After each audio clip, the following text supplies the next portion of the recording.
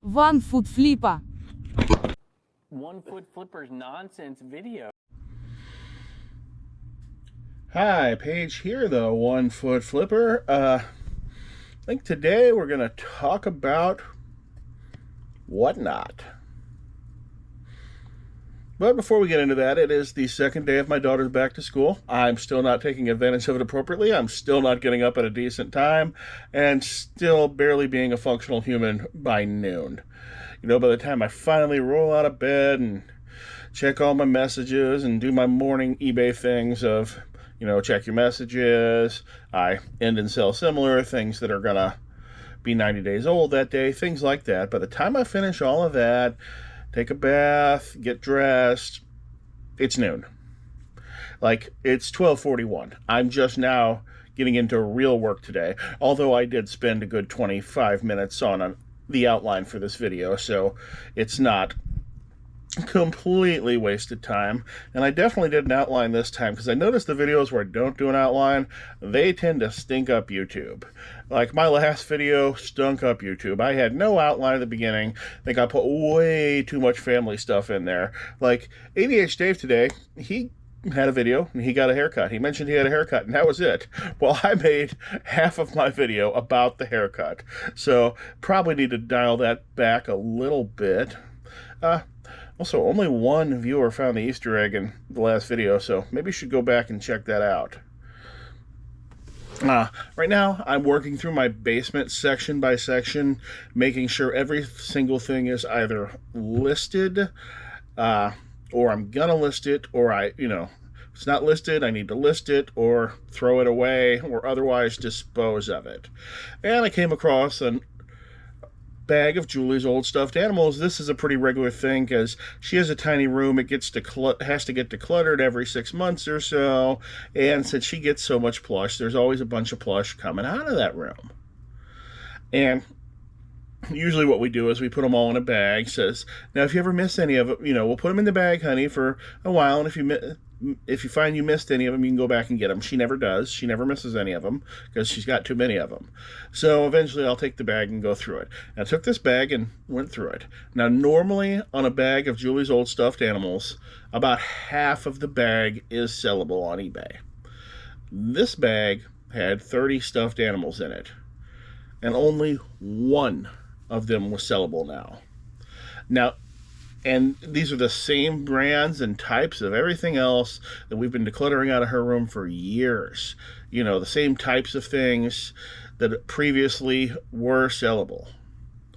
And it got me to thinking, why would that be?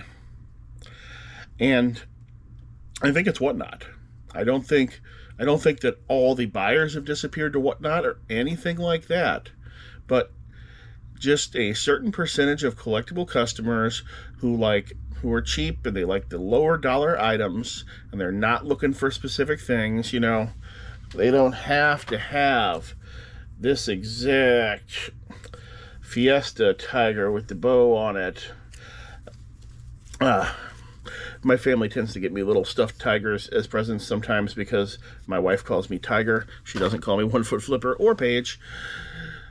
She calls me Tiger. You all don't call me Tiger. I should have never mentioned that. I should probably cut that part out. But the ones who don't care what they get, they're happy to just go buy some plush or go buy some G.I. Joe guys, or hey, I'm going to get some basketball cards. Those customers, some of those are on whatnot. Not all of them. I don't even think it's a majority of them. But you see, all financial markets are interconnected in some ways, and it doesn't really take a huge shift in demand to completely change a market. Let's say 15% of our customers for this low-end plush, they stop shopping eBay for the low-end plush.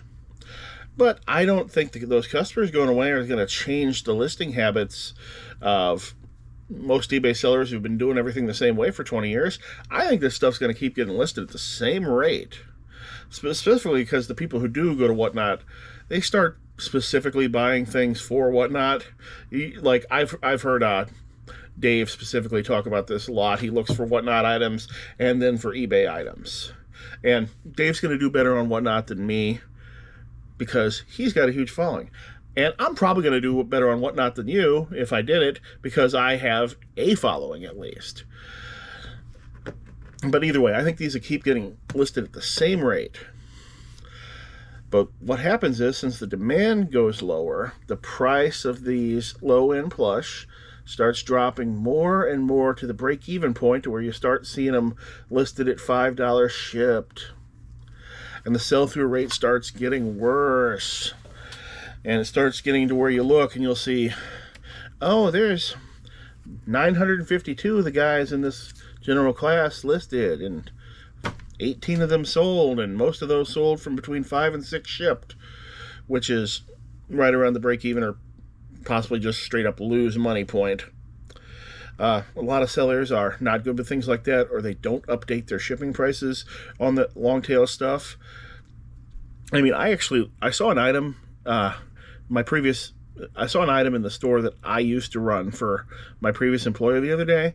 It was a first class, it was about a 4-ounce item, ground advantage item. It had $2.99 shipping listed on it.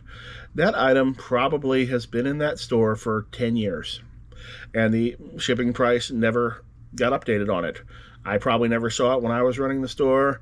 It's a pretty big store. But yeah, that happens a lot.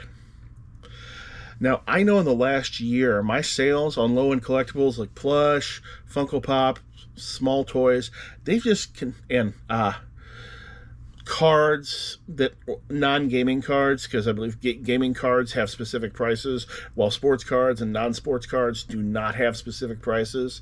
And those sales have just continued to get worse and worse. Although I did sell one of the absolute oldest items in my store.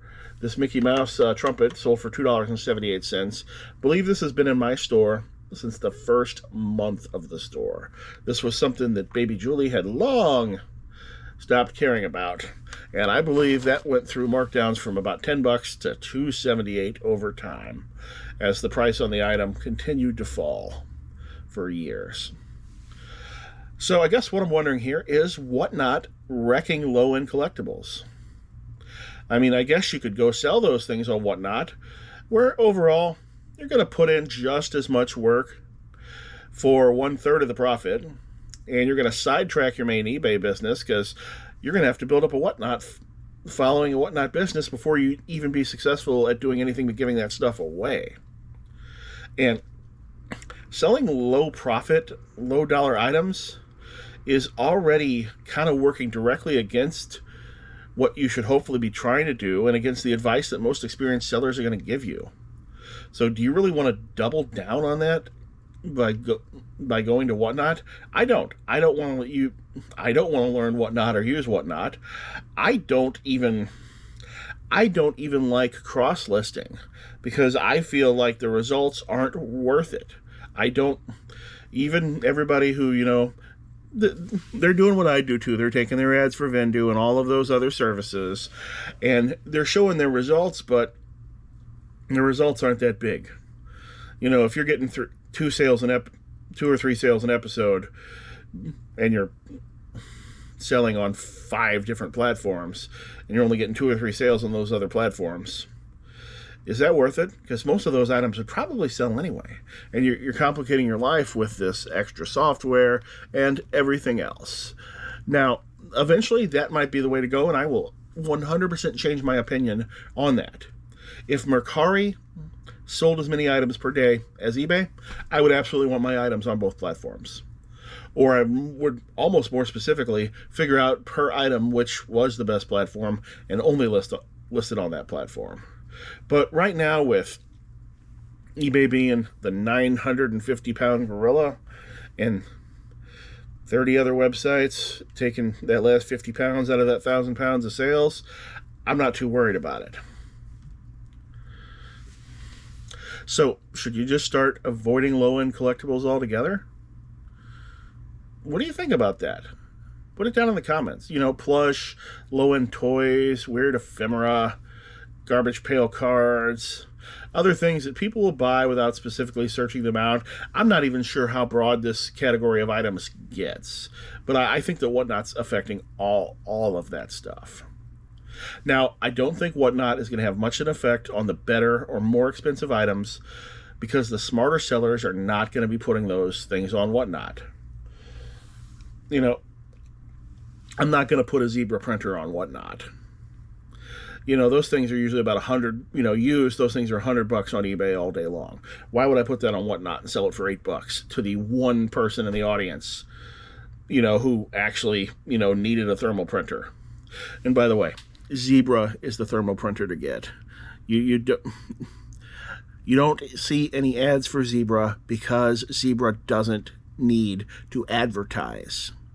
They already have the post office, UPS, FedEx, every major place where you see, retail place where you see a thermal printer on the counter, you probably see a Zebra. You don't see these ones that people are being paid to advertise. And this is not an advertisement. This is just me telling you that I use a Zebra. Oh, I went down the rabbit hole there. Lost my mind just for a moment. Yeah, I don't think it's going to wreck expensive items in any way, and it's not going to have any effect on items where people need that specific item. But I think it's making the lower end, specifically collectible stuff, becoming just a race to the bottom worse than it already was. So maybe I'm going to try to avoid that bottom, especially going forward once I actually get back to sourcing again. All right, I guess that's all I've got for today right now. Hey, when you're at those other channels, live streams and chats and stuff, if you told those people about my channel, because I definitely haven't seen all of those people in my comments. There's no way. I don't think they might not know yet. I think YouTube has several different spheres or branches of reselling channels. And people who follow one person might not ever get shown another person. So why don't you let them know about me? Thanks. Make sure you're still subscribed. Hope to see you again soon. Paige. I knew Paige when he was the 2-foot tripper, and now he wants to be called the 1-foot flipper? I don't know. I mean, maybe you're more balanced now or something, but hey, whatever works for you, buddy.